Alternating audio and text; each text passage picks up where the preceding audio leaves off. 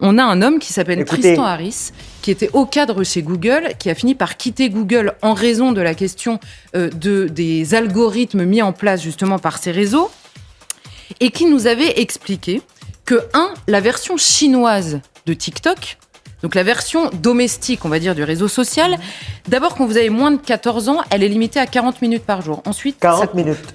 Par ailleurs, le réseau est inaccessible entre 22h et 6h du matin. Ensuite, nous dit-il, les algorithmes en Chine montrent aux petits Chinois des expériences scientifiques à refaire à la maison, des expositions, vous vous baladez dans des musées, vous avez des cours sur le patriotisme, qu'est-ce que c'est que l'attachement à son pays, des vidéos éducatives et scolaires. Et ailleurs dans le monde, c'est pas du tout les mêmes algorithmes qui jouent. Or, nous dit-il, vous avez eu une étude qui a été faite sur des adolescents exposés à TikTok, version chinoise, et exposés à TikTok, alors c'était aux États-Unis, mais version ailleurs dans le monde, on va dire. Et au terme d'une année passée sur TikTok, les enfants en Chine, quand on leur disait quelle est la carrière dont vous rêvez, répondaient majoritairement astronaute. Et aux États-Unis, ils répondaient quoi ? Influenceurs sur les réseaux sociaux.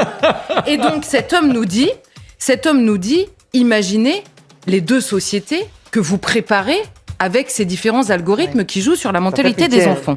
Et quand la question avait été posée à un officier chinois de dire pourquoi est-ce que vous limitez en Chine l'accès pour les mineurs à ce réseau social, il avait tout simplement répondu, ouvrez les guillemets, ces enfants sont l'avenir de la nation. Merci. Comprenez qu'il avait parfaitement conscience de l'influence de ces réseaux sur les enfants. La deuxième chose qu'aurait dû nous alerter, c'est une enquête, plusieurs enquêtes d'ailleurs du New York Times, sur la manière dont les PDG de la Silicon Valley se comportaient eux-mêmes avec leurs enfants par rapport au réseau. Ce qu'on apprend dans ces enquêtes, c'est très simple. Tous les PDG de la Silicon Valley interdisent catégoriquement l'accès à leurs propres réseaux sociaux à leurs enfants. Ils savent eux aussi pourquoi ils le font.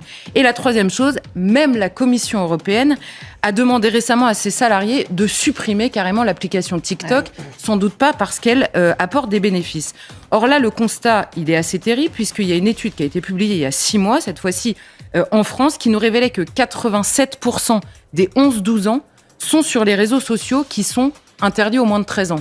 Donc là, on a un député Renaissance, plein de bonne volonté probablement, qui veut faire une loi pour interdire, pour dire que la majorité numérique serait désormais à 15 ans. Mais quand on voit que déjà l'immense majorité des 11 ans sont sur les réseaux, c'est évidemment terminé. Et il y a quelques mois, une autre étude nous disait que les 7-10 ans passaient en moyenne 4h42 par jour devant un écran, et les 11-14 ans, 8h23.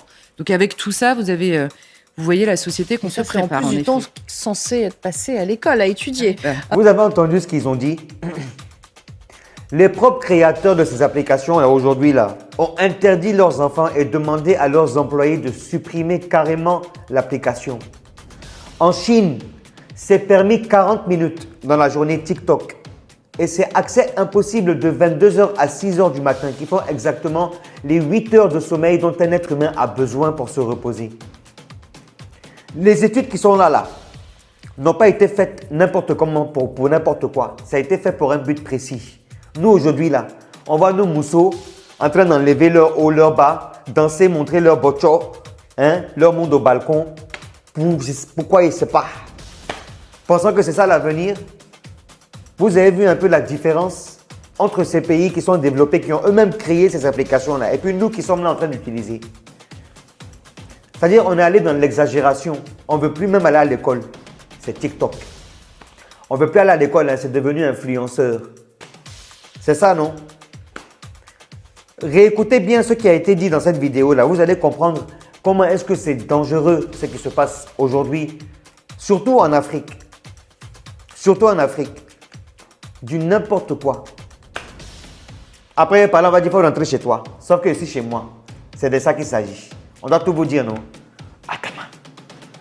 Faites les choses qui peuvent vous être utiles demain. Non pas des choses qui vont être inutiles demain. Au revoir.